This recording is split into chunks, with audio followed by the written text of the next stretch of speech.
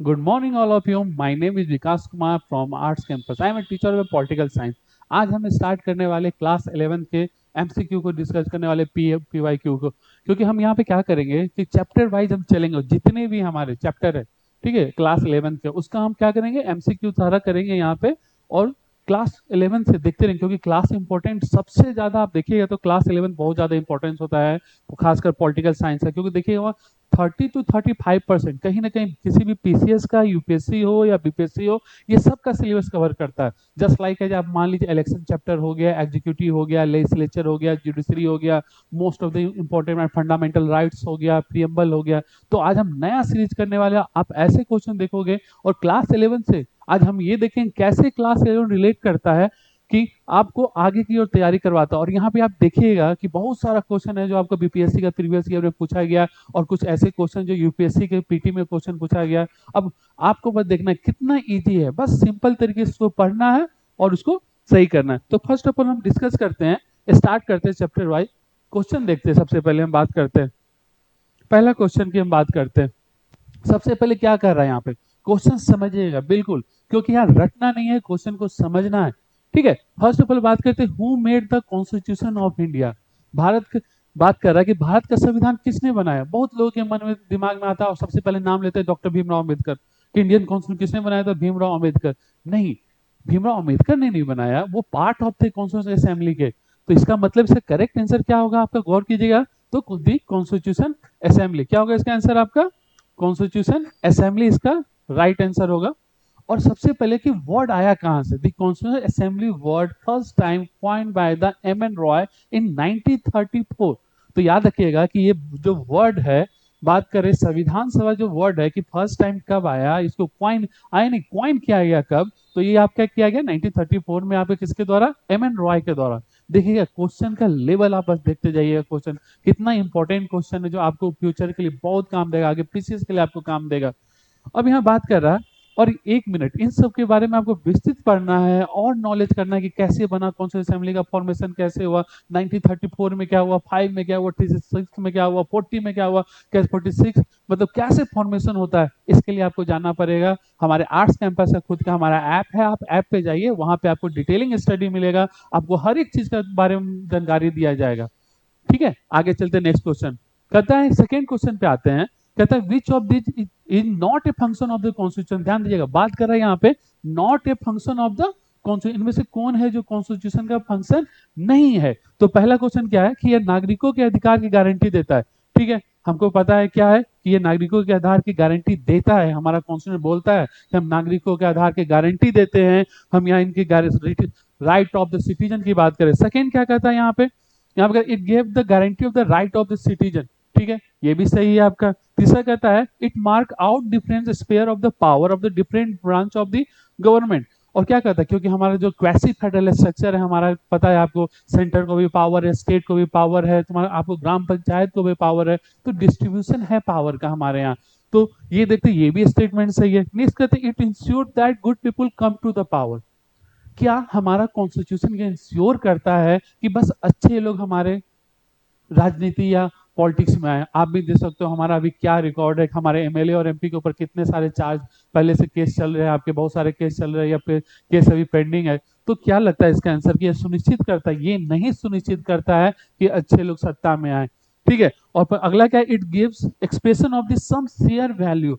ठीक है, और ये साझा मूल्य को व्यक्ति देता है. 110% ये क्या है, आपके साझा मूल्य का व्यक्ति देता है. तो इसका करेक्ट आंसर क्या होगा, क्योंकि यहाँ पूछ रहा है संविधान का कार्य नहीं है. ठीक है, इसका आंसर क्या होगा, यह सुनिश्चित करता है, क्या कहता है कि अच्छे लोग सत्ता में आए. ये कैसे तय होगा, क्योंकि हमारा society different society, diverse society है, जहां पे क्या रिलीजन है, कास्ट है, कम्युनिटी है, हर एक सेक्शन से आते हैं.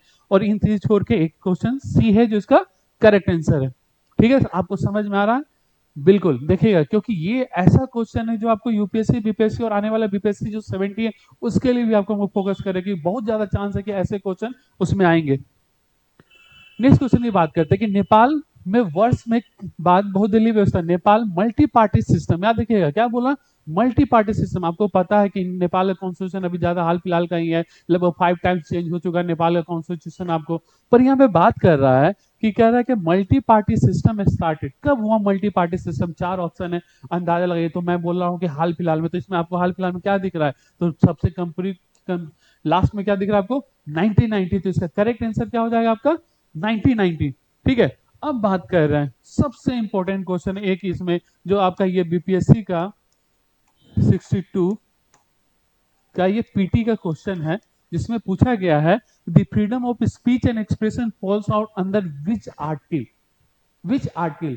अब ये देखिए, फंडामेंटल राइट्स का पार्ट है, आपको 14 से लेकर 32 की हम बात कर रहे हैं। जितने भी फंडामेंटल राइट्स है आपको इसके बाद डिटेलिंग स्टडी, डिटेलिंग जानकारी आपको कहाँ मिलेगा? आपको इसके लिए फिर हमारे यूट्यूब चैनल नहीं तो हमारे ऐप पे जाना पड़ेगा। और हर एक आर्टिकल हमने वहां लेके, जितने भी आर्टिकल, राइट टू इक्वालिटी से लेकर राइट टू फ्रीडम से लेकर right to freedom of religion से लेकर जितने भी राइट टू अगेंस्ट एक्सप्लॉयटेशन से लेके, चाहे आपका right to freedom of religion हो, चाहे आपका कॉन्स्टिट्यूशनल रेमेडी, जो सारे फंडामेंटल राइट्स को हमने बेहतरीन ढंग से कवर किया है। और इसके लिए आपको फिर से आर्ट्स कैंपस के ऐप पे आके पूरा वीडियो का आपको देखना पड़ेगा। तो यहाँ पूछ रहा है कि हमारे लिए सबसे इंपॉर्टेंट है जो right to speech and expression, क्योंकि एक कॉन्स्टिट्यूशन के अंदर, एक डेमोक्रेटिक फंक्शन के अंदर हमारे लिए सबसे इंपॉर्टेंट क्या है? कि हम सोसाइटी, हम जिस समाज में रहते हैं, जिस डेमोक्रेटिक फंक्शन में रहते हैं, वहां सबसे ज्यादा ये जरूरी हो जाता है कि फ्रीडम ऑफ स्पीच, कि हमें बोलने की आजादी जो हम बात कर रहे हैं यहाँ पे, क्योंकि वाक्य और अभिव्यक्ति की आजादी ये हमारे लिए डेवलपमेंट में सबसे इंपॉर्टेंट पार्ट है। तो इसका आंसर क्या होगा?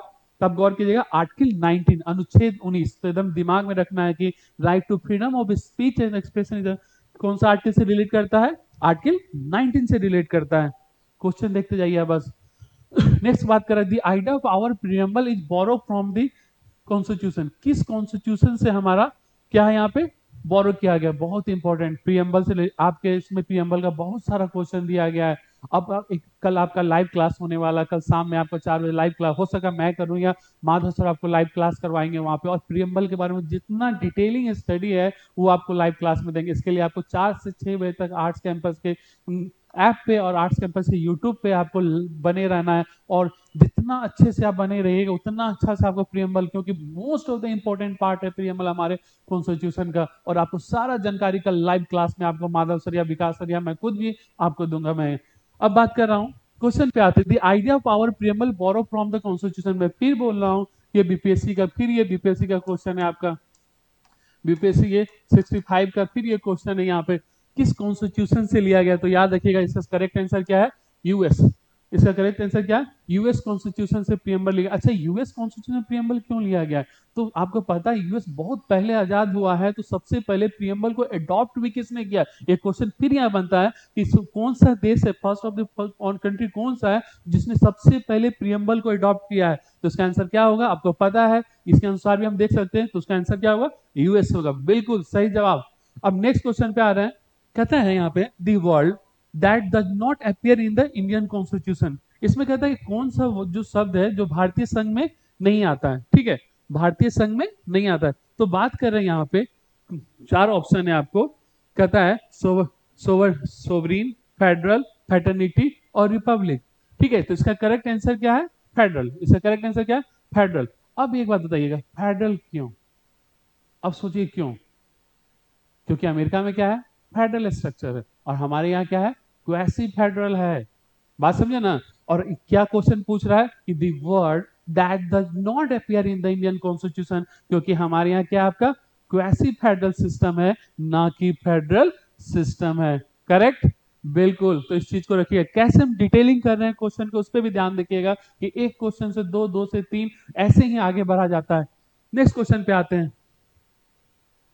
अब कह रहा है एक कॉन्स्टिट्यूशन इज ए बॉडी, बहुत इंपॉर्टेंट। संविधान एक निकाय है। क्या है संविधान? आपके हिसाब से संविधान क्या है? दिन रात कॉन्स्टिट्यूशन कॉन्स्टिट्यूशन आप पढ़ते रहते, क्या है कॉन्स्टिट्यूशन? तो बोल रहा है एक बुनियादी कानून है, एक नियम है, एक क्या कहता है प्रिंसिपल, एक सिद्धांत है, एक नैतिक मूल्य है। क्या लगता है वो क्या हो सकता है आंसर? आप भी पढ़े कॉन्स्टिट्यूशन के बारे में, इंडिया कौन सी world largest constitution of the world, और हमारा संविधान किस पे है, उसका निकाय क्या है? क्या बुनियादी है, क्या तुम्हारा रूल्स है, क्या प्रिंसिपल है, क्या मॉरल वैल्यू? तो याद रखिएगा इसका करेक्ट आंसर क्या होगा आपका? Basic law.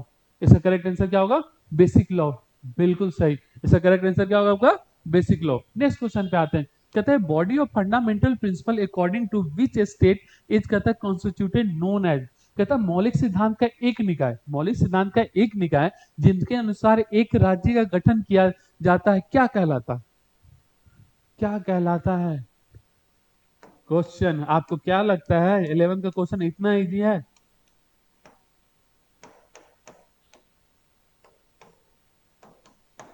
अब बताइए कहाँ का क्वेश्चन पूछा गया है और कहाँ से आपको मैं कनेक्ट कर रहा हूं।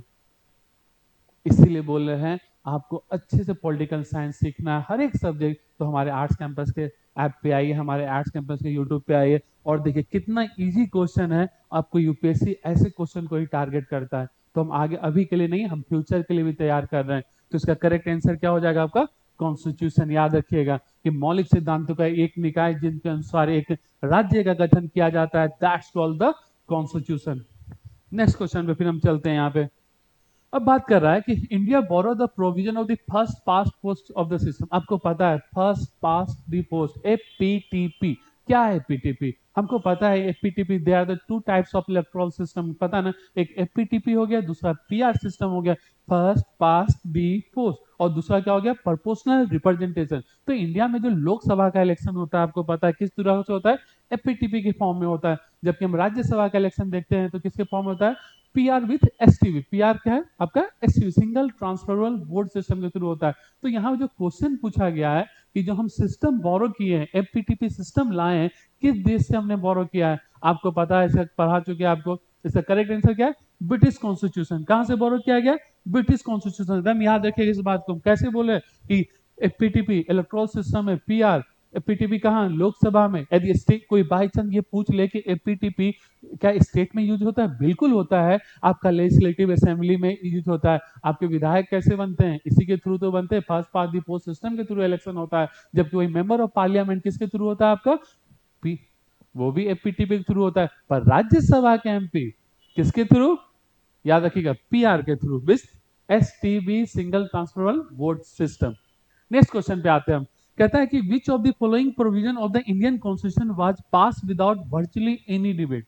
बोला कि हमारा कॉन्स्टिट्यूशन, अच्छा एक बात बताइए, कॉन्स्टिट्यूशन बनने में कितना टाइम लगा? सबसे पहले ये बताइए। 2 साल 11 महीने, लगभग क्या है? 2 ईयर 11 मंथ 18 डेज। तो बोला लगभग आप देखिए 3 साल कॉन्स्टिट्यूशन मेकिंग में काम लग रहा है। और यहाँ पे क्वेश्चन क्या पूछ रहा है कि इतना जो टाइम लगा उसमें कौन सा ऐसा चीज है जिसको बिना डिबेट, विदाउट वर्चुअली डिबेट पास करवा दिया गया? तो पास करवा दिया तो क्या हो सकता है? कहता है introduction of the universal suffrage, fundamental right, DPSP या पार्लियामेंट्री डेमोक्रेसी। तो नॉर्मल सी बात है, किसी भी गवर्नमेंट को चलाने के लिए सबसे पहले क्या होगा? सरकार बनाना पड़ेगा। और सरकार कैसे बनेगी? जब जनता वोट देगा तो सरकार बनेगी। तो सबसे पहले कोई भी पॉलिटिकल पार्टी वो क्या कोशिश करेंगे कि वोट देने का अधिकार। तो इसका करेक्ट आंसर क्या हो जाएगा? Introduction of the universal suffrage की बात करें, जहां बोल क्या रहे आपको, बात कर रहे हैं यहाँ पे सार्वभौमिक मताधिकार का परिचय। क्या बोले? सार्वभौमिक मताधिकार का परिचय, बिल्कुल सही। नेक्स्ट क्वेश्चन पे चलते हैं। अब कहता है क्या? The member of constituent assembly were. अभी जस्ट हमने पीछे डिस्कस किया था constituent assembly first time word M N Roy coin किए थे असेंबली से, मतलब। अब पूछ रहा है कि इसके जब मेंबर इलेक्ट हुए थे वो कैसे इलेक्ट हुए थे? क्या डायरेक्ट इलेक्ट हुए थे, क्या इनडायरेक्ट हुए थे? क्या आपका नॉर्मल सी बात है यहाँ पे, क्या अपॉइंटेड बाय गवर्नर जनरल था या nominated by Congress Muslim league था? याद कीजिए 10 लाख पे पॉपुलेशन सीट हमने एक निकाला था। पर यही बात है, आपको पढ़ने के लिए फिर से आर्ट्स कैंपस के ऐप पे जाने पड़ेगा। वहाँ पूरा आपको डिस्क्राइब किया गया कैसे पूरा का पूरा कॉन्स्टिट्यूएंट असेंबली का फॉर्मेशन होता है। तत्काल यहाँ का जो करेक्ट आंसर होगा वो क्या होगा? Indirectly elected. याद रखिएगा कि क्या कहता है? The member of constituent assembly aware, कहता है इनडायरेक्टली इलेक्टेड। कैसे इलेक्ट हुए थे? इनडायरेक्टली इलेक्टेड हुए थे। नेक्स्ट क्वेश्चन पे चलते हैं। कहता है parliament gets to decide about. कहता है parliament gets to decide about. क्या पार्लियामेंट डिसाइड करता है?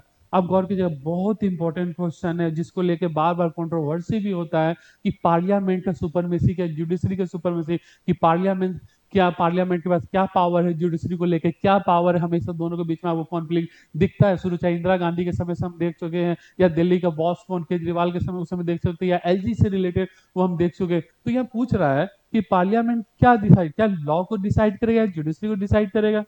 गौर कीजिएगा, बहुत कंप्लीट है। क्या जुडिशरी को डिसाइड करेगा? क्या लॉ और पॉलिसी को डिसाइड करेगा? क्या जुडिशरी एंड एप्लीकेशन को डिसाइड करेगा? None of the. तो इसका करेक्ट आंसर क्या हो जाएगा आपका? याद रखिएगा लॉ एंड पॉलिसी। पार्लियामेंट का काम क्या है? कानून बनाना और इसको नीतियों को पालन करवाना। क्या किसका काम है आपका? ये पार्लियामेंट का फंक्शन है। नेक्स्ट क्वेश्चन पे हम चलते हैं यहाँ पे। अब बात करें कि who decided how the government will be constituted parliament. Normal सी बात है, सरकार का गठन कैसे होगा ये कौन तय करेगा? आपके मन में क्वेश्चन आता है कि सरकार का गठन कैसे होगा। अच्छा, हम सरकार का गठन होता है, मान लीजिए अभी जस्ट इलेक्शन हुआ 2024 में, आपका इलेक्शन हुआ, कैसे सरकार का गठन हुआ? लोग मेंबर ऑफ पार्लियामेंट आए, सबने 543 कॉन्स्टिट्यूशन असेंबली बना, वहां सबने इलेक्शन दिया, हर एक पार्टी को वोट से आया, उसके बाद जो मेजोरिटी पार्टी थी उसको मौका मिला, उन्होंने सरकार गवर्नमेंट बनाए। तो यहाँ पे यही क्वेश्चन पूछ रहा है आपसे, कर रहा है कि who decide how the government will B constitution. तो इसका करेक्ट आंसर क्या होगा? कॉन्स्टिट्यूशन। क्योंकि कॉन्स्टिट्यूशन डिसाइड करेगा कि कैसे सरकार बनेगा, क्योंकि कॉन्स्टिट्यूशन डिसाइड करता है कि एमएलए कैसे चुना जाएगा, कॉन्स्टिट्यूशन डिसाइड करता है कि एमपी कैसे चुना जाएगा, कॉन्स्टिट्यूशन डिसाइड करता है प्रेसिडेंट कैसे चुना जाएगा, कॉन्स्टिट्यूशन डिसाइड करता है कि वाइस प्रेसिडेंट कैसे चुना जाएगा, और कॉन्स्टिट्यूशन डिसाइड करता है कि पूरा देश कैसे चला जाएगा। ठीक है, अब नेक्स्ट क्वेश्चन पे आते हैं। यहाँ पे कहता है India borrow the directive DPSP कहां से लिया गया? बहुत इंपॉर्टेंट, याद है ना, DPSP directive principle of state policy, that's called क्या? Welfare of the society. याद है ना आपको, हम कंपेयर भी किए थे कि फंडामेंटल राइट्स और डीपीएसपी में क्या है, जहां फंडामेंटल राइट जस्टिसेबल है वहीं डीपीएसपी क्या है? नॉन जस्टिसेबल है। जहां फंडामेंटल राइट्स इंडिविजुअल है वहां डीपीएसपी क्या है? आपका सोसाइटी के लिए। जहां फंडामेंटल राइट्स क्या है आपका, आप गौर कीजिएगा, जहां सरकार को रोकता है कुछ करने के लिए, पर वहीं पे डीपीएसपी बोलता है to do something for the society, to do something for the society. तो बोलता है डायरेक्टिव प्रिंसिपल स्टेट पॉलिसी कहां से लिया गया? तो इसका करेक्ट आंसर क्या होगा? Irish constitution. इसका करेक्ट आंसर क्या होगा आपका? Irish constitution. याद रखिए, क्वेश्चन का बस इंपॉर्टेंस देखिए कितना इंपॉर्टेंट क्वेश्चन है। और ऐसे क्वेश्चन आपके 11th 12th आप देखिएगा, सीयूटी, क्लैट, बीपीएससी, यूपीएससी, हर एक सेक्शन को हम यहाँ पे टारगेट कर रहे हैं। ऐसा नहीं सोचिएगा बस 11th के लिए टारगेट कर रहे हैं, हम हर एक सेक्शन को यहाँ पे टारगेट कर रहे हैं। बस क्वेश्चन का पैटर्न देखिए, क्वेश्चन का क्वालिटी आप देखिए यहाँ पे। अब बात करें यहाँ पे कि democracy is a government of the people, by the people, for the people, whose statement. फिर से ये बीपीएससी का क्वेश्चन आता है, फिर से बीपीएससी का क्वेश्चन आता है, बीपीएससी 62 का ये क्वेश्चन है आपका। ठीक है, इसमें क्या पूछ रहा है कि आपने शुरू से पढ़ा है कि लोकतंत्र क्या है, हम लोग बचपन से रटते, जनता के लिए, जनता के द्वारा, जनता से बनाया गया नियम, to the people, by the people, for the people. Most of them लोग ये जानते हैं, पर किसका स्टेटमेंट? ये कैसे पता चलेगा? आप बताइए किसका स्टेटमेंट है? क्या लगता है? रोसो हो गया, जेस मिल हो गया, टीएच एग्रीन हो गया, अब्राहम लिंकन। इसका करेक्ट आंसर क्या हो गया आपका? Abraham Lincoln. याद रखिएगा, to the people, by the people and for the people, किसका स्टेटमेंट है? ये अब्राहम लिंकन का स्टेटमेंट है। याद रखिएगा, यही सब चीज आपको और लोगों से अलग बनाता है, यही आपको नॉलेज लोगों से डिफरेंट, भीड़ में आपको अलग जगह पे खड़ा करता है। इस चीज को हमेशा ध्यान रखिएगा। अब कह रहे which of the following terms was not included in the union of, कहता है ट्रिनिटी, कहता है doctor B R Ambedkar in his including speech of constitution assembly. कहता है कि डॉक्टर भीमराव अम्बेडकर ने संविधान सभा के समापन में जो भाषण दिया था, इसमें त्रिमूर्ति संघ में शामिल नहीं किया। किससे शामिल नहीं किया था? तो सब उसका आंसर क्या होगा आपका? फ्लेक्सिबिलिटी, क्योंकि उन्होंने लिबर्टी को भी शामिल किया था, उन्होंने देखिएगा स्वतंत्रता को किया था, समानता को किया था और भाईचारा को किया था, पर किसको नहीं किया था? आपको फ्लेक्सिबिलिटी को शामिल नहीं किया था। एकदम याद रखिएगा प्लीज। और ये भी आपका, फिर से मैं बोल रहा हूं, ये तो आपका नया क्वेश्चन है, यूपीएससी 2020 का क्वेश्चन है ये। आप गौर कर रहे हैं, जितना क्वेश्चन आप सॉल्व कर रहे हैं, कहां से क्वेश्चन है? सारा बीपीएससी यूपीएससी का क्वेश्चन है, और चैप्टर 1 से पॉलिटी का। तो मैं इसीलिए बोलता क्यों इतना इंपॉर्टेंट हो जाता है पॉलिटिकल साइंस क्लास 11th के लिए, जैसे क्लास 12 के history most of the important part होता है, वैसे क्लास 11th के लिए इंपॉर्टेंट इतना क्यों ज्यादा बढ़ जाता है। आते चलते फिर नेक्स्ट क्वेश्चन पे चलते हैं। अब बात कर रहे हैं the philosophy of underlying the Indian constitution was embodied quite early in the objective resolution which was move in the first session. तो बोला कि याद रखिएगा, यहाँ क्वेश्चन में क्या बोला कि भारतीय संविधान में अंतर्निहित दर्शन को काफी पहले उद्देश्य प्रस्ताव में शामिल किया गया, जिसे संविधान सभा के पहले से किसने पेश किया? भाषण लिखा हुआ है। सिंपल पूछ रहा है, ऑब्जेक्टिव रिजोल्यूशन को किसने पेश किया? तो आपको पता है, जब भी ऑब्जेक्टिव रिजोल्यूशन आएगा, कौन आएंगे हमारे? First prime minister Pandit Jawaharlal Nehru. याद रखिएगा, इसका करेक्ट आंसर क्या होगा आपका? पंडित जवाहरलाल नेहरू होगा। अब नेक्स्ट क्वेश्चन बात कर रहा है, कह रहा है कि a body of fundamental principle according to which a state is constituted known as. पहले क्वेश्चन समझिए, कहता है मौलिक सिद्धांतों का एक निकाय जिसके अनुसार एक राज्य गठन किया जाता है। आपको पहले ही पूछ चुके हैं, ये क्वेश्चन डबल आ चुका है, कोई नहीं, इसीलिए डबल किया गया है कि इसका इंपॉर्टेंस ज्यादा है। इसको डबल इसीलिए किया गया इसका क्या आपका इंपॉर्टेंस ज्यादा है, उसका करेक्ट आंसर आपको पता है ऑलरेडी, मैं बता चुका हूं, इसका आंसर कॉन्स्टिट्यूशन है। अब नेक्स्ट क्वेश्चन पे आते हैं, कहता है which was the first non official attempt to drafting a constitution. बिल्कुल इंपॉर्टेंट क्वेश्चन, लोग बात करते हैं ड्राफ्टिंग कमेटी की बात करते हैं, तो बोला कि पहला जो फर्स्ट नॉन ऑफिशियल अटेम्प्ट किया गया था क्या चीज करने के लिए, ड्राफ्टिंग कॉन्स्टिट्यूशन के लिए। ये फिर आपका यूपीएससी का क्वेश्चन है, और ये भी आपका 2020 का ही है, मतलब इससे पहले वाला भी 2020 का था और ये भी 2020 का क्वेश्चन है। इसमें बोले अब बताइए क्या है, देखते हैं आपके पास कितना नॉलेज है या आप कितना पढ़े हैं। बताइए इसमें से क्या आंसर हो सकता है। कहता है कॉन्स्टिट्यूशन ऑफ इंडिया बिल 1892, बोला है कॉन्स्टिट्यूशन ऑफ इंडिया बिल 1893, 1894, 1895। क्या होगा करेक्ट आंसर, सोचिए। इसका करेक्ट आंसर होगा 1895। इसका करेक्ट आंसर क्या होगा 1895। First attempt as a non official, first attempt as a non official किस बात के लिए, to attempt to drafting a constitution of India. इस चीज को याद रखिएगा। नेक्स्ट क्वेश्चन बात करें, body of fundamental principle according to which state is constitution known as, फिर से सेम क्वेश्चन आ गया, दैट्स कॉल्ड द कॉन्स्टिट्यूशन। ये मत सोचिए क्वेश्चन दोबारा रिपीट हो रहा है, इंपॉर्टेंस देखिएगा क्वेश्चन का, वो ज्यादा मायने रखता है। नेक्स्ट पे चलते हैं हम यहाँ पे। अब कहता है कि 42nd constitution amendment added which of the following four word. बहुत important question, most of the important question, four words की बात कर रहा है। ये फिर आपका बीपीएससी का क्वेश्चन नहीं है, आपका 2014 का ये आपका क्वेश्चन पूछा गया है। यहाँ गौर कर रहा है कि 42 से मतलब 42nd अमेंडमेंट एक्ट 1976 जो आपका कॉन्स्टिट्यूशन अमेंडमेंट है, उसके प्रस्तावना में निम्नलिखित कौन सा चार शब्द जोड़ा गया। आपके पास चार ऑप्शन, समाजवादी, धर्मनिरपेक्ष, ईमानदारी और उपयुक्त सभी। इसका करेक्ट आंसर क्या है आपका डी, क्या है आपका उपयुक्त सभी। इसका मतलब समाजवादी, धर्मनिरपेक्ष, ईमानदारी। नेक्स्ट क्वेश्चन बात करें, which of the following word is not mention is, कहता है preamble to the Indian constitution. बहुत इंपॉर्टेंट क्वेश्चन है, मैं फिर बोल रहा हूं, फिर मैंने इसको उठाया कहां से, ये भी मैंने फिर इसको उठाया यूपीएससी से, और ये मैंने खुद एग्जाम दिया था जब 2018 का मैं एग्जाम दे रहा था, खुद एग्जाम दे रहा था। अब क्वेश्चन समझिए क्या बोल रहा है कि कहा गया भारतीय संविधान के प्रस्तावना में लिखित में किस शब्द को उल्लेख नहीं है इंडियन कॉन्स्टिट्यूशन में। क्या बात कर रहा है, संपूर्ण, समाजवादी, लोकतंत्र, भारतीय। तो ऑलरेडी भारतीय संविधान में पूछ रहा है, तो मोस्ट ऑफ द बच्चे क्या करेंगे, डी को भूल जाएंगे और सोचेंगे इनमें से कौन सा है कि सोवरेन, सोशलिस्ट और डेमोक्रेटिक।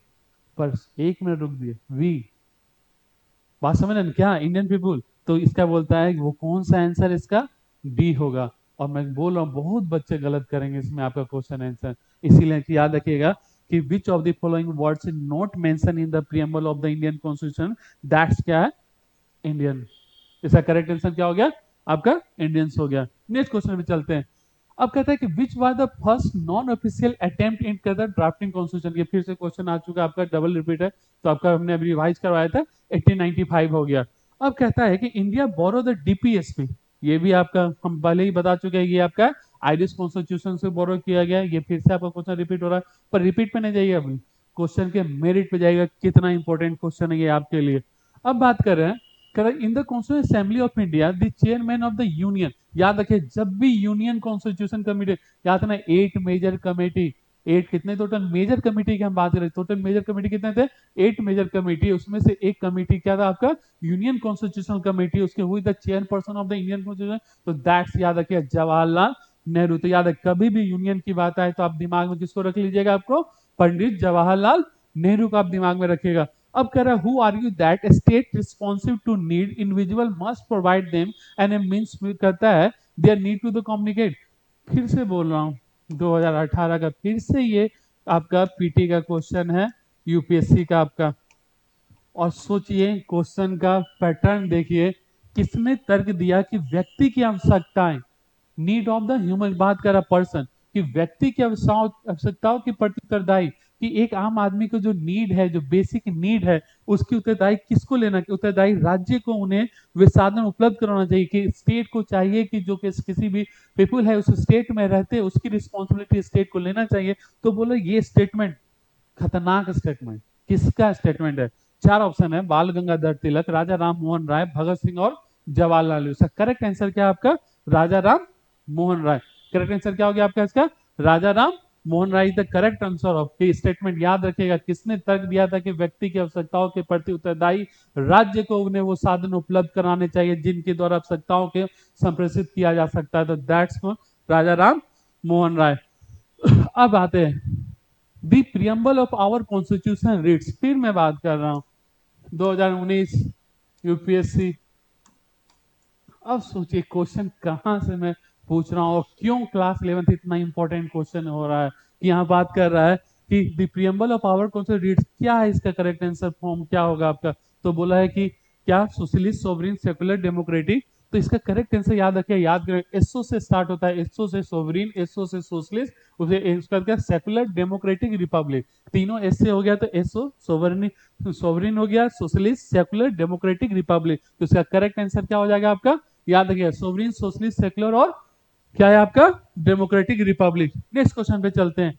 फेमस केस के ऊपर आए केशवानंदा भारती केस 1973 की हम बात कर रहे हैं। बोला है कि इसका जजमेंट कौन सा सही, मामले का परिणाम क्या आया था, इसका फाइनल वर्डिक्ट क्या था। कहता which among the following was the outcome of the Keshavananda Bharati case. याद रखिए केशवानंदा भारती केस किसके बीच, केशवानंदा भारती वर्सेस स्टेट के बीच, स्टेट ऑफ कौन, स्टेट ऑफ केरला के बीच। कब की बात कर रहा हूँ, 1973 की बात कर रहा हूँ। और ये पूछ रहा है कि इसका फाइनल वर्डिक्ट क्या है, स्टेटमेंट क्या सुप्रीम कोर्ट ने इसमें स्टेटमेंट दिया। आपके पास 4 स्टेटमेंट दिया, वो बहुत इंपॉर्टेंट क्वेश्चन है, बहुत ज्यादा इंपॉर्टेंट क्वेश्चन है। और एक बार फिर से मैं बोल रहा हूँ कि ये फिर बीपीएससी का क्वेश्चन है आपका, बीपीएससी आपका 2015 का ये क्वेश्चन आपका फिर से यहाँ पे पूछा गया है। क्या कह रहा है कि भारतीय, कहता है कि प्रस्तावना भारतीय संविधान का एक हिस्सा है जो संसद संशोधन शक्ति के अधीन है। प्रस्तावना भारतीय संविधान का हिस्सा नहीं है जो संसद के संशोधन शक्ति के अधीन नहीं है।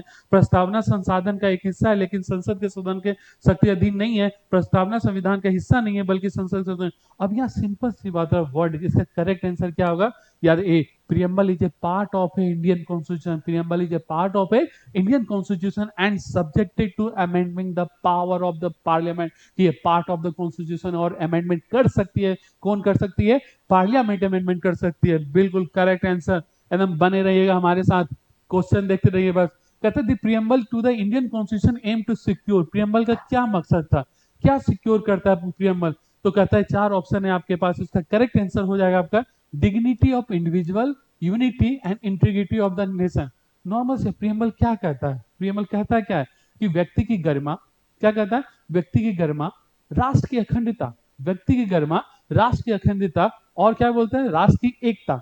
सबसे ज्यादा जोर इसी पे दिया गया। तो जब भी प्रियम्बल की बात आए कि प्रियम्बल का उद्देश्य क्या है, तो राष्ट्रीय एकता की बात करते हैं, राष्ट्रीय अखंडता की बात करती है, व्यक्ति की गरिमा की बात करते हैं, चाहे वो आपका, ठीक है। तो इसका करेक्ट आंसर क्या होगा, dignity of individual, unity and the integrity of the nation. अगला क्वेश्चन बात कर रहे हैं यहाँ पे, नेक्स्ट क्वेश्चन की बात कर रहे हैं। लोकतंत्र जनता की, जनता के द्वारा जनता के लिए, ऑलरेडी पूछा जा चुका क्वेश्चन, इसका करेक्ट आंसर क्या होगा, अब्राहम लिंकन। अब नेक्स्ट क्वेश्चन पे आते हैं, the member of constituent assembly were, ये भी आपका पूछा जा चुका है, इनडायरेक्टली इलेक्टेड होते हैं।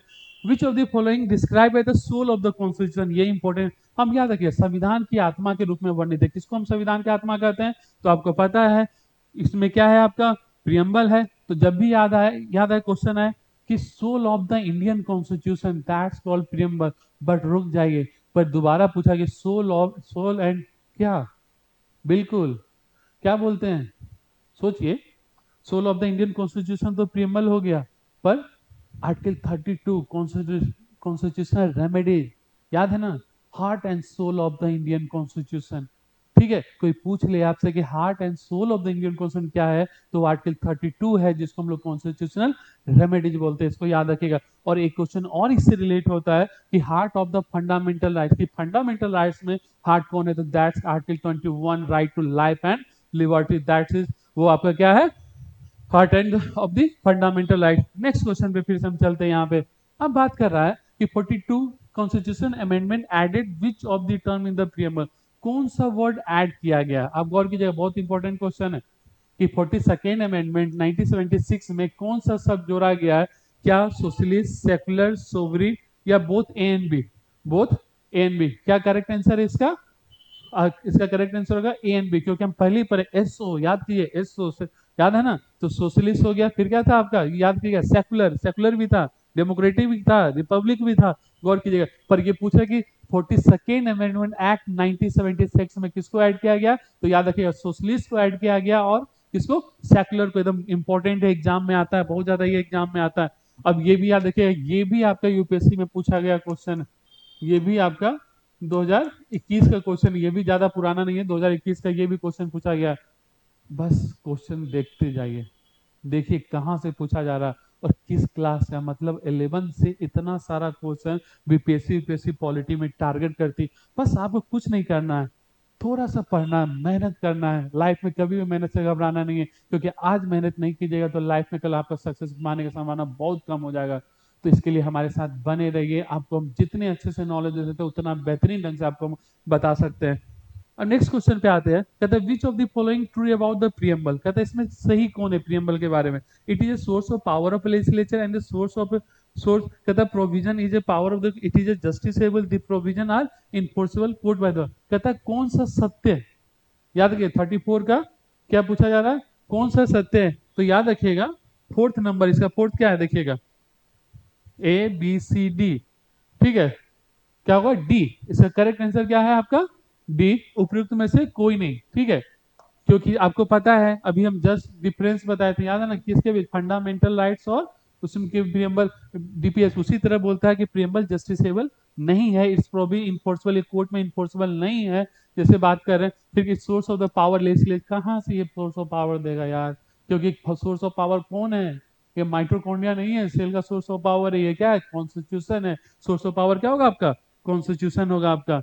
नेक्स्ट क्वेश्चन पे आते हैं कि what does the term secular, तो सेकुलर सुनते हुए क्या आता है, equal treatment for all religion, क्या आता है, equal treatment for all religion की सर्व सम्मान। हमारे देश में सेकुलरिज्म क्या है और कब यूज किया गया, आपको याद है ना, 42nd अमेंडमेंट 1976 में आपको ऐड किया गया। इसमें क्या है, बोला गया कि all religion are equal in the eye of the government and state does not uphold any particular religion as the official religion. तो इसका करेक्ट आंसर क्या हो जाएगा आपका, ए नंबर हो जाएगा, कि हम सर्व धर्म को सम्मान करते हैं। इंडिया ऐसा डाइवर्स कंट्री जहाँ पे हिंदू मुस्लिम क्रिस्ट पारसी जैन बौद्ध सब हम लोग मिल के साथ रहते हैं, और हमारा सेकुलर वर्ल्ड इसीलिए यही कहता है कि नहीं हम सब साथ साथ है और क्या, हम लोग क्या है, सब साथ साथ है। नेक्स्ट क्वेश्चन पे आते हैं, which part of the Indian constitution expressly declare the India as a sovereign socialist secular democratic republic, ठीक है। अब ये बोल रहा है यहाँ पे, याद कीजिएगा कि भारतीय संविधान का कौन सा भाग, भारतीय संविधान का कौन सा भाग स्पष्ट रूप से घोषित करता है कि भारत एक संप्रभु समाजवादी धर्मनिरपेक्ष के साथ, तो याद रखिएगा, क्योंकि हम गौर कीजिए क्वेश्चन प्रियम्बल पे, तो इसका आंसर भी क्या होगा, और कुछ तो यहाँ भी इसका आंसर क्या होगा, प्रियम्बल। तो याद रखिए क्यों प्रियम्बल होगा, तो फिर गौर कीजिएगा, sovereign socialist secular democratic Republic, थोड़ा पीछे जाइए आपको मिल जाएगा आंसर, हमने सीरीज किया था ना, तुरंत आंसर मिल जाएगा। तो इसका करेक्ट आंसर क्या हो जाएगा आपका, प्रियम्बल हो जाएगा। नेक्स्ट टॉपिक चलते हैं, नेक्स्ट चलते हैं, the preamble of the Indian constitution based on, किस पे बेस है। हाँ ये क्वेश्चन फिर यूपीएससी का क्वेश्चन है आपका, फिर से यूपीएससी का उठा लिया मैंने, 2019 का क्वेश्चन उठाया मैंने। फिर क्या पूछा यहाँ पे, गौर कीजिएगा, आंसर देना कोशिश कीजिए खुद से। कहता है क्या, the preamble of the Indian constitution is based on philosophy of India, objective resolution drafted and moved by the Pandit Nehru, Indian culture और रिलीजियस मोटिव। तो बहुत लोगों को लगता है ना कि फिलोसफी ऑफ इंडिया, बहुत लोगों को लगता है कि फिलोसफी ऑफ इंडिया, पर इसका जो करेक्ट आंसर क्या होगा, इसका करेक्ट आंसर होगा उद्देश्य संकल्प पंडित जवाहरलाल नेहरू और हस्तांतरित किया गया, ये इसका करेक्ट होगा ऑब्जेक्टिव रिजोल्यूशन। नेक्स्ट क्वेश्चन पे चलते हैं, तो बहुत इजी है, बार बार भी हम डिस्कस कर सकते हैं। 42nd अमेंडमेंट एक्ट किस वर्ष आया, तो इसका करेक्ट आंसर क्या हो गया आपका, 1976 हो गया इसका करेक्ट आंसर। ये लगातार आपका क्वेश्चन आ रहा है। अब बात कर रहे हैं कि व्हाट इज द मतलब meaning of equality in the Indian constitution, ये गौर कीजिएगा, ये बहुत इंपॉर्टेंट क्वेश्चन है। क्या मतलब है, बार बार हम सोसाइटी में समानता की बात करते हैं, इक्वालिटी की बात करते हैं, ठीक है, क्या सोसाइटी में इक्वालिटी आ सकता है, और इक्वालिटी आएगा तो कैसे इक्वालिटी आएगा, आप सोचिए। आपके पास कहता है equality in the Indian constitution, lack of opportunity, कहता है lack of equality, absence of special privilege of any section of the society and the provision of adequate opportunity for all individual without any discrimination. बोलता है भारतीय संविधान में समानता क्या अर्थ है, अवसरों की कमी, बिल्कुल नहीं, अपॉर्चुनिटी ही एक तरह से इक्वालिटी को जन्म देता है, याद रखिएगा। दूसरा क्या बोलता है, समानता का अभाव, लैक ऑफ इक्वालिटी, कभी भी इक्वालिटी टर्म नहीं ले सकता। तीसरा क्या आपका बोल रहा है कि समाज के किसी भी वर्ग के लिए विशेष अधिकार का अभाव और बिना किसी भेदभाव के सभी व्यक्तियों के लिए पर्याप्त अवसरों का प्रावधान correct answer is C. Correct answer आपका क्या है यहाँ? सी आपका करेक्ट आंसर है। अब बात कर रहा है नेक्स्ट क्वेश्चन, फिर इंपॉर्टेंट है। The term we preamble means, we का मतलब क्या है? आपका आंसर बुक के पहले, सबसे पहले बुक में प्रियम्बल दिया होगा, आप जाके देखिए वहां पे सारा कुछ लिखा हुआ है। वी का मतलब क्या है? The people of India. इसका करेक्ट आंसर क्या हो गया आपका? द पीपल ऑफ इंडिया इसका आपका करेक्ट आंसर हो गया। नेक्स्ट क्वेश्चन में हम फिर आते हैं। अब बात करें इकोनॉमिक जस्टिस, ठीक है। अब बात करें यहाँ पे economic justice as one of the objective of the Indian constitution. फिर से आते हैं 2016 यूपीएससी का क्वेश्चन, ठीक है। सेकेंड सिटिंग का क्वेश्चन है ये, सेकेंड शिफ्ट का क्वेश्चन है, ठीक है। ये भी आपको मैं बता रहा हूं। अब यहाँ पूछ रहा है कि economic justice as one of the objective of the Indian constitution has been provided in, has been provided, क्या प्रोवाइड करता है? the preamble and the fundamental right, the preamble and the directive principle of state policy, the fundamental rights and the directive principle and the state for none of the important question है। थोड़ा सा दिमाग लगाइए, क्योंकि question क्या कर रहा है? भारतीय से उद्देश्य के रूप में एक आर्थिक न्याय, क्या बात कर रहा है? आर्थिक न्याय, इकोनॉमिक जस्टिस की बात कर रहा है। इकोनॉमिक जस्टिस कैसे है? क्या फंडामेंटल राइट्स इकोनॉमिक जस्टिस आएगा? आप ही बताइए। क्योंकि जब हम डीपीएसपी बोल कंपेयर करें तो डीपीएसपी क्या था? Welfare of the society. तो कहीं ना कहीं तो डीपीएसपी के थ्रू हम इकोनॉमिक जस्टिस की हम बात कर सकते हैं। या दूसरा हम किसकी बात कर सकते हैं? हम प्रियम्बल के थ्रू, वहां पे सोशलिस्ट सेकुलर हम बात करते हैं वहां पे। तो किसके थ्रू? तो आप खोज लिए खुद, आंसर क्या होगा? Preamble and directive principle of state policy. Preamble और क्या है? Directive principle of state policy. Next question चलते हैं यहाँ पे। अब यहाँ बात हो रहा है the correct sequence of the following word. ये फिर आपका क्वेश्चन, ये भी 2016 का ही क्वेश्चन है। ये भी सेकेंड सिटिंग का, किसका? आपका union public service commission, UPSC का क्वेश्चन है आपका। ये फिर एक क्वेश्चन है, क्योंकि अब इसमें पूछ रहा है कि ऑर्डर क्या है, ठीक है तो सभी पर ऑर्डर पूछ रहा है, तो उसका करेक्ट आंसर होगा पहले सोवरेन, फिर दूसरा क्या? सोशलिस्ट, तीसरा होगा सेकुलर। तो याद रखिए, S O sovereign, S O socialist, S C secular, और फिर आपका डेमोक्रेटिक एंड रिपब्लिक। ये आपका क्या है? करेक्ट सीक्वेंस दिया गया है। तो याद रखिए क्वेश्चन इंपॉर्टेंट, देखिए कितना इंपॉर्टेंट क्वेश्चन आपको बार बार पूछा जा रहा है यहाँ पे। अब कहते हैं Indian constitution ensure justice in which of the following form. अब यहाँ कह रहा है कि भारतीय संविधान लिखित किस रूप से न्याय सुनिश्चित करता है? मतलब हमारा जो कॉन्स्टिट्यूशन है, कहता है जो जस्टिस करता है, कैसे कहा? क्या वो सामाजिक जस्टिस करता है? क्या सोशल जस्टिस करता है? क्या वो बस इकोनॉमिक जस्टिस करता है? क्या वो पॉलिटिकल जस्टिस करता है? या उपयुक्त सभी को ऐसा जस्टिस हम देखते हैं? तो हमारा जो कभी भी कॉन्स्टिट्यूशन जो है ना, इंडियन कॉन्स्टिट्यूशन इंश्योर करता है एक जैसा जस्टिस इंश्योर बिल्कुल नहीं करता। वो बात करता है पॉलिटिकल जस्टिस का, वो बात करता है सोशल जस्टिस का, वो बात करता है इकोनॉमिक जस्टिस का। इसका करेक्ट आंसर होगा ऑल ऑफ द एबव। इसका करेक्ट आंसर क्या हो जाएगा? उपयुक्त सभी हो जाएगा। अब बात कर रहा है the preamble has been amended by which constitution amendment act. तो बार बार बोल रहे हैं कि एक तरह का मिनी कॉन्स्टिट्यूशन बोला जाता है 42nd अमेंडमेंट एक्ट 1976 को, और जिसका करेक्ट आंसर हो जाएगा आपका 42nd अमेंडमेंट एक्ट 1976। किस अधिनियम द्वारा प्रस्तावना प्रियम्बल को क्या किया गया? संशोधन किया गया। याद रखिए किस संभावना द्वारा प्रियम्बल को संशोधित किया गया। तो इसका करेक्ट आंसर क्या होगा? 42nd amendment act 42nd amendment 1976। Next question पे चलते हैं। In which case Supreme Court especially open the preamble is not a part of the Constitution। याद रखिएगा यहाँ पे क्या बोला? Not a part of the constitution की बात कर रहा है। किस मामले में सर्वोच्च न्यायालय के विशेष रूप से राय दी की प्रस्तावना, राय दी, याद रखिएगा क्या क्या है यहाँ पे? राय दी की प्रस्तावना संविधान का हिस्सा नहीं होगा। फिर से आइए, फिर से आइए, कहीं नहीं जाइए। ये 2017 बहुत मेहनत से क्वेश्चन बनाया है हमने, बहुत क्वेश्चन मेहनत से बनाया है हमने। तो इसका करेक्ट आंसर क्या होगा? बेरूबारी यूनियन मामला। बिल्कुल सही, यदि सोचे हो तो बिल्कुल सही। इसका करेक्ट आंसर क्या है? बेरीबारी यूनियन मामला, जिसके करेक्ट आंसर है आपका। नेक्स्ट क्वेश्चन आते हैं हम लोग यहाँ पे। कहता है यहाँ पे in which case the supreme court rejected the earlier opinion to held the preamble as the integral part of the country. Same question आ गया, सॉरी प्रिंट के लिए, पर कोई बात नहीं, ध्यान से पढ़िए, दोनों क्वेश्चन सेम है तो आंसर भी सेम होगा, कोई बात नहीं। चलते हैं नेक्स्ट क्वेश्चन की ओर। अब यह बात कर रहा है कि the preamble state that constitution derive it's authority from. कहां से प्रियम्बल को ये अथॉरिटी आता है? नॉर्मल सी बात है कि प्रस्तावना में कहा गया संविधान अपना अधिकार प्राप्त करता है। इंपॉर्टेंट क्वेश्चन है, हम संविधान से अधिकार प्राप्त करते हैं, पर संविधान कहां से अधिकार प्राप्त करता है? तो इसका करेक्ट आंसर क्या होगा? हम लोग ही। घुमा के देखिए, कान इधर से पकड़िए या इधर से पकड़िए, संविधान हमको अधिकार दिया। और तो यह पूछ रहा है कि संविधान अपना अधिकार कहां से प्राप्त करता है? और कोई नहीं, हम भारत के लोग। हम कौन? हम और आप, हम भारत के लोग हम सब मिल के, समझ रहे हैं ना, इसका करेक्ट आंसर है। नेक्स्ट क्वेश्चन बात कर रहा है as per preamble date of adoption constitution, याद रखिएगा प्रस्तावना के अनुसार पूछा जा रहा है कि संविधान अपनाने की तिथि क्या है, तो इसका करेक्ट आंसर क्या है 26 नवंबर 1949। इसका करेक्ट आंसर क्या है 26 नवंबर 1949, एकदम याद रखिएगा, इंपॉर्टेंट क्वेश्चन है एकदम।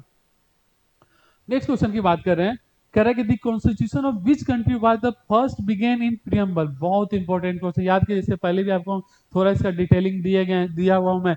किस देश में संविधान को सबसे पहले प्रस्तावना की, तो इनमें से देखिए सबसे पहले आजाद कौन होता है, यूएसए, एक तरह से देखिएगा।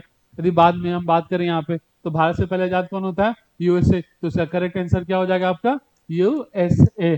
तो याद रखिएगा ये पूछा गया क्वेश्चन की the constitution of which country was the first to begin as a preamble, that's is USA. क्या है आपका यूएसए करेक्ट आंसर।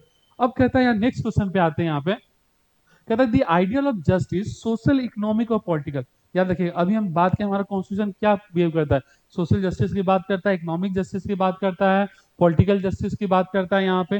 पर पूछ रहा है यहाँ पे the ideal of justice social economic political the preamble draw, कहता है इट्स इंस्पिरेशन फ्रॉम, कहाँ से ये इंस्पिरेशन लिया गया, नॉर्मल सी बात है। तो हमेशा देखिए तो कम्युनिज्म की हम बात है, कम्युनिस्ट रशियन को बात करें, रशियन रिवॉल्यूशन आप लोग 12th में पढ़ना भी है, वहां पे यूएसएसआर रिवॉल्यूशन के बारे में पढ़ना है। तो देखिए कहीं ना कहीं से कनेक्टेड कहाँ से है, रशियन रिवॉल्यूशन से। कहाँ से आपका रशियन रिवॉल्यूशन, क्योंकि रशियन रिवॉल्यूशन क्या कहता है, सोशल इकोनॉमिक एंड पॉलिटिकल। अभी तक हमने 50 क्वेश्चन किया और 50 क्वेश्चन का मेरिट देखिए, इंपॉर्टेंट है क्वेश्चन है, क्या देखिए मेरिट की, क्लास 11th में इतना इंपॉर्टेंट क्वेश्चन जो आप सोचिए ना कि आप यदि तैयारी कर रहे हो, आप अपने साथ वाले बच्चे से पूछेगा नहीं बता पाएंगे, क्योंकि वो इतना छोटे छोटे चीज को ध्यान नहीं देते हैं। पर क्या है आपको अच्छे से तैयारी करना, और आज के लिए नहीं इन फ्यूचर के लिए आपको तैयारी करना है, ठीक है। और इसके लिए आपको चाहे सीयूटी दे, आप CLAT they, BPSC they, UPSC they, in future हम आपको सबकी तैयारी करेंगे। आपको यहाँ आर्ट्स कैंपस के ऐप पे आपको, और आर्ट्स कैंपस के यूट्यूब चैनल पे आपको हर एक subject, history, polity, geography, English, economics, ये आपके सोशियोलॉजी, सब एक सब्जेक्ट आपको वीडियो मिलेगा और बेहतरीन ढंग से आपको वीडियो मिलेगा। पर इसके लिए आपको क्या करना पड़ेगा, स्टे ट्यून, हमारे साथ बने रहिए, लाइक कीजिए, फॉलो कीजिए, सब्सक्राइब कीजिए और हमारे बेल आइकन को प्रेस कीजिए और हमारे साथ बने रहिए। जय हिंद। नेक्स्ट लेक्चर में मिलते हैं आपसे।